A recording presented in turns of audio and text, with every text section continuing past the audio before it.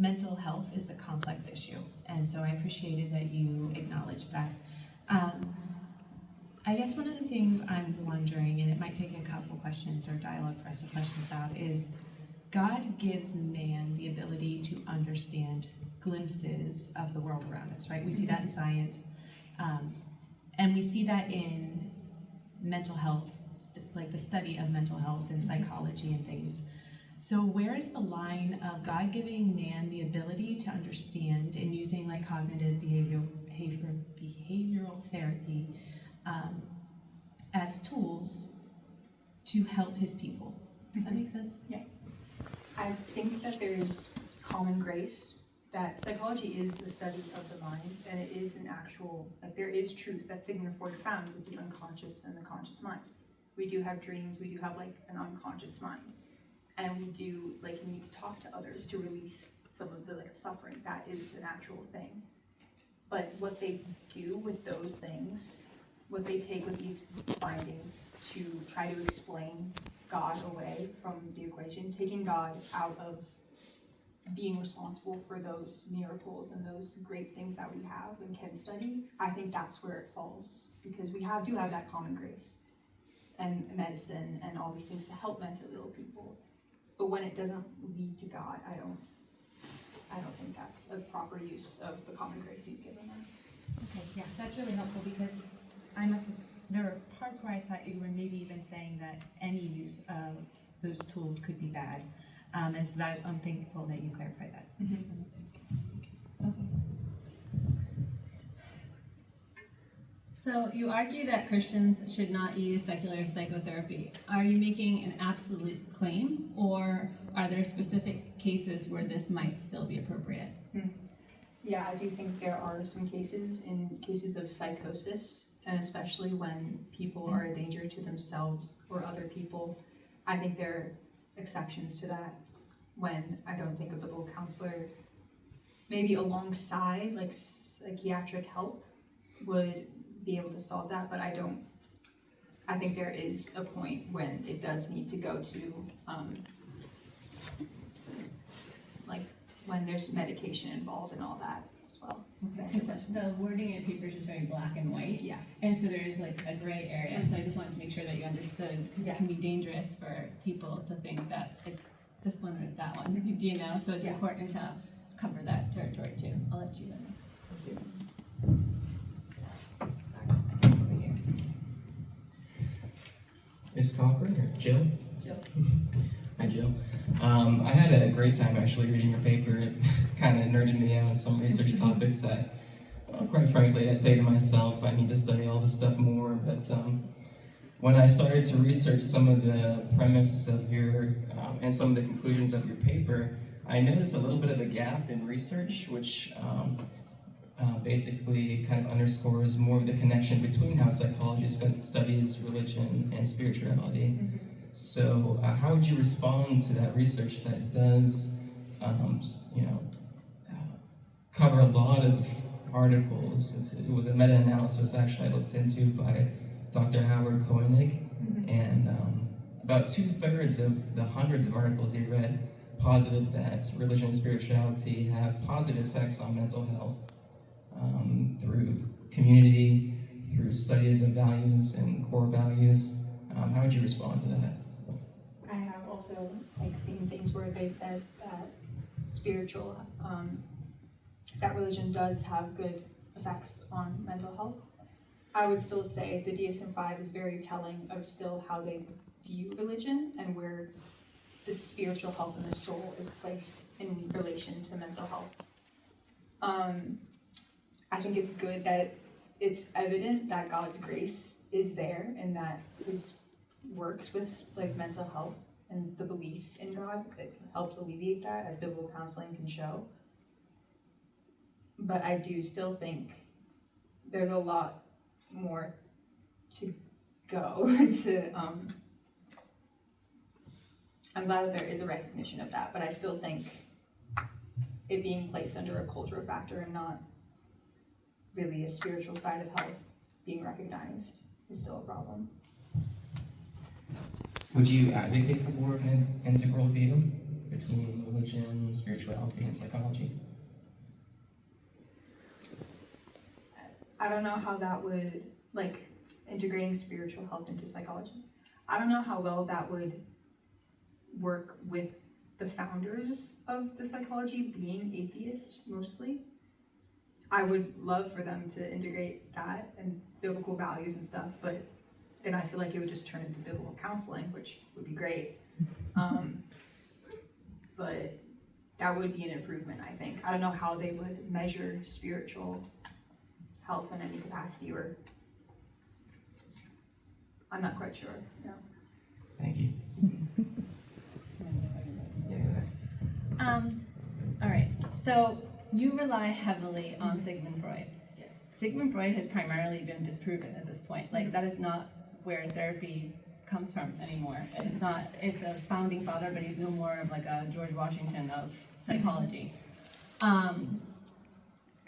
So your critique relies heavily on Sigmund Freud, and his ideas have been discredited. How does your argument account for modern therapeutic approach that have moved well beyond Freud? Did you do any research on that first? I haven't really done many research, but I still think another psychologist that I did mention is Carl Rogers, and I think his beliefs are still being practiced with the subjective truth and using the client's values. Like, that's still very much present, even if I'm not very sure if Sigmund Freud's, I wouldn't think they would discredit the unconscious and the conscious mind. Just many of his methods. Many of his methods, yes. And that's not what therapy is based on. It's Right. CBT therapy, it's EMDR, actually most programs are spiritual based. Like, if you go to an AA program, they pray the Lord's Prayer. It's all about our higher power, which is God. They gently lead them to God in most of modern day therapy. So I just think that you're it's just a little bit generalized. Like, not every single therapist that is trained is following the specific set of rules. I understand that the foundation of it is questionable, but you're the way you're stating it in the paper is just I think it would be beneficial to maybe do more research into the different types of therapy and methods that are being used now, because I don't think it looks like this anymore, or how you're describing it, or at least I don't know. Yeah. You want to ask a question? Or you can keep going, either. Okay, Benny, I got another question. In your sourcing and evidence, did you consider interviewing or meeting with actual therapists from each side of your argument? I didn't meet with an actual therapist, but I did ask a biblical counselor here at Westminster. So I haven't asked an actual therapist. So. Okay. So I was just wondering. I didn't even know if you were allowed to do that when you were writing the paper, but it all be just sources. Okay. And then my last question, then I'll pass it to you. You argue that focusing on self is harmful. How do you distinguish between unhealthy self-focus and necessary self-awareness? So you said it's all about you, but now it's more about hey, this is how you're behaving and you're having difficulty getting along in the world. So there's a difference between self-focus and self-awareness. So I guess my question is, how do you distinguish between the difference? And did you know there was a difference? Maybe not. I did think about that.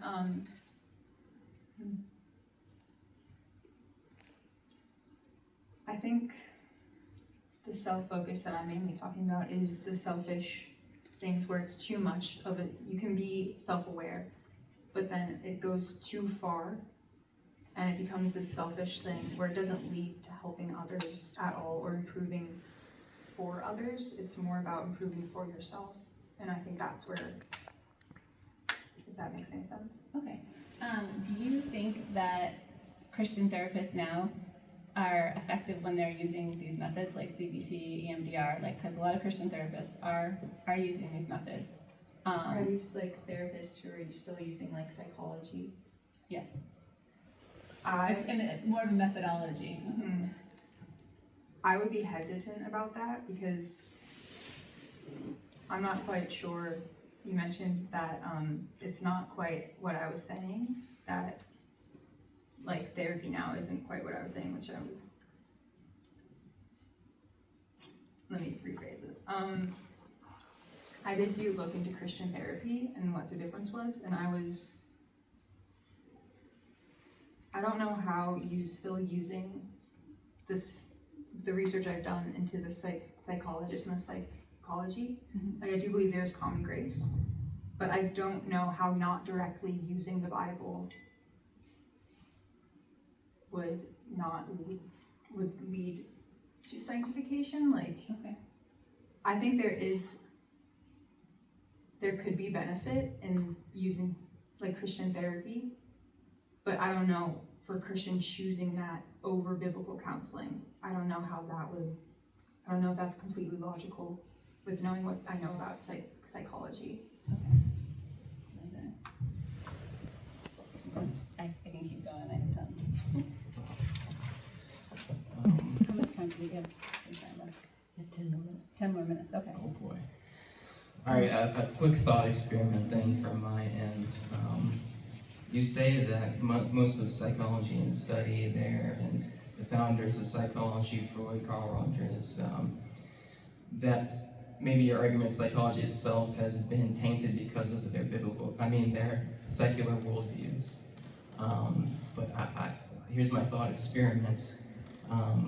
In my eyes, these founders were more in line with the scientific method, which came more from a Christian or Judeo-Christian worldview and developed during that time with great thinker like James Frankel and Isaac Newton. So how would you kind of interact with this thought experiment here, that psychology is more influenced by Judeo-Christian values than secular because of the scientific method? Are you saying that these psychologists were more influenced by the scientific method Yes. that was influenced by Christians? Yes. I don't know how well, if we're talking about these psychologists that I'm talking about, right, with Freud's view on religion as a universal obsessive neurosis, I don't know how that doesn't contradict his belief on religion, and how the Bible discusses absolute truth, while Carl Rogers does not at all and says it comes from within the self directly. So I don't think that is compatible with their beliefs that they say. I think there is scientific method, and that there are principles that they have discovered that are real about the brain. But their beliefs on Christianity and objective truth show that it is not in line with Christian beliefs. If that answers your question.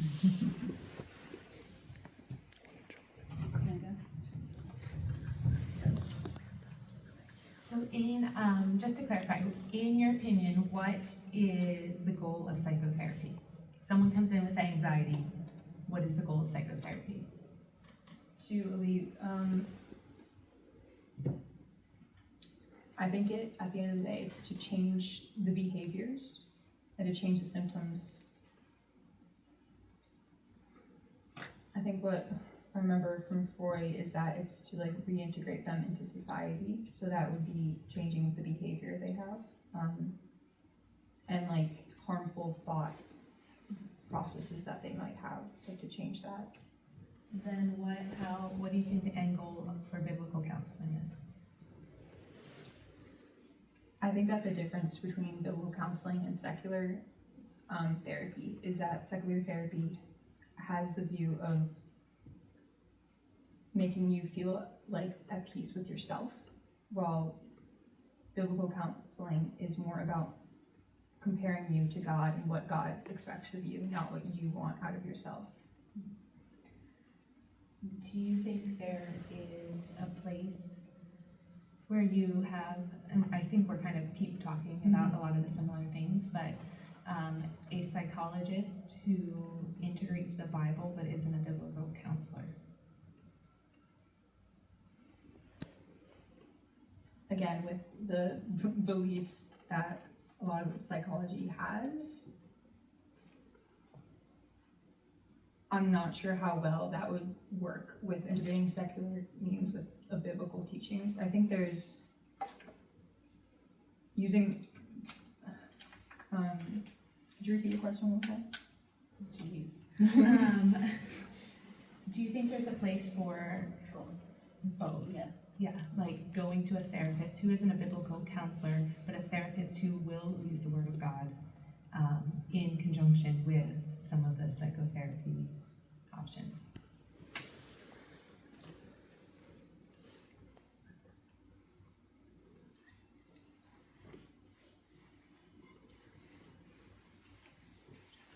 You're describing as Christian therapy, right? I mean, essentially, yes. I think it's the same answer I've given before, is that when given an option of a secular method,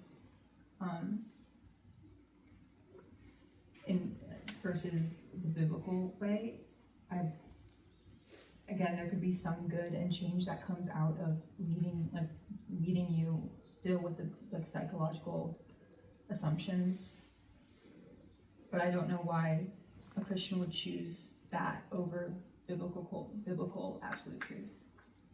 So it might be, what I'm saying is it might have some good effect, but I don't think.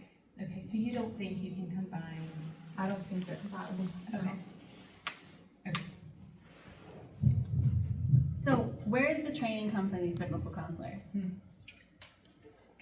Like, what is the training for I mean, other than the Bible, which, like, no, I'm just curious, like, is I it? think many of biblical counselors actually do come from,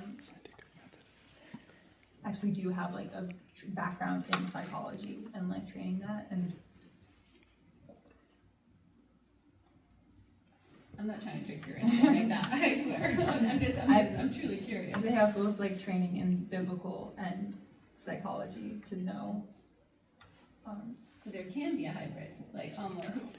Well, it's also important to recognize when psychology can be wrong. Of about the Bible. course, and, Right. and most of those Christian counselors do recognize that. It's almost dangerous to assume that they don't, like, do you know? And so my next question actually is,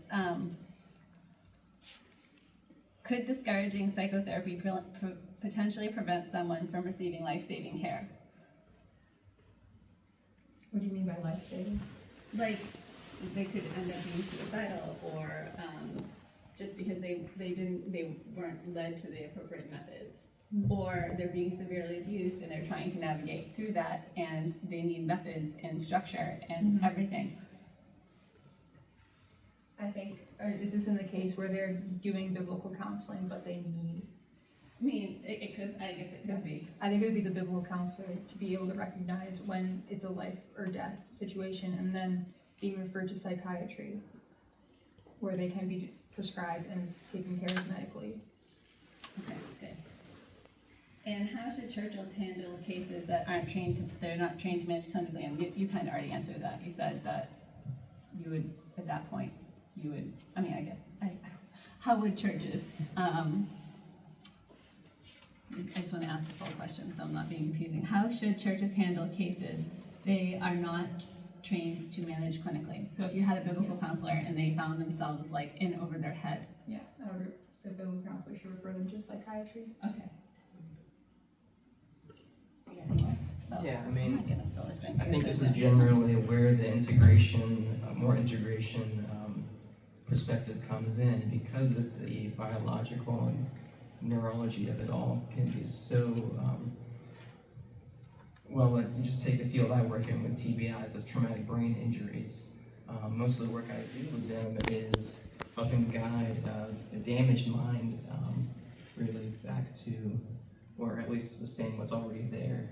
And being able to use medication is probably one of the more beneficial ways to help in that capacity, and to make sure that a medical regimen is followed pretty strictly. Yes, by the way, I love reading your paper. I thought it was very logically consistent and led to a lot of good conclusions. But I would argue for more of an integrationist basis for the Bible and psychology to come together. I think that is a fair point. I do think where psychology is now with its rejection of spiritual health, objective truth, and all those things, if there was some, I'm not saying that, I'm thinking for a minute. Where psychology is now, I don't find it realistic to integrate biblical things with its already founded on atheist worldview that could link into it. If there was, in a perfect world, I think that they do coincide, like God created the mind, and God created his biblical truth, and that they should go in together. But that's where I think biblical counseling is what that does.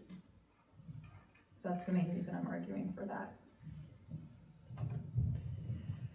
Thank you. And I was, when I was studying all this, I was constantly, let's say myself, when looking at the history of both Freud, Carl Rogers, Carl Jung, all of them, I was going in that kind of biblical studies direction, but there's so much within psychology to study that's hard to get to, so. Okay. Good. All right, well, thank you.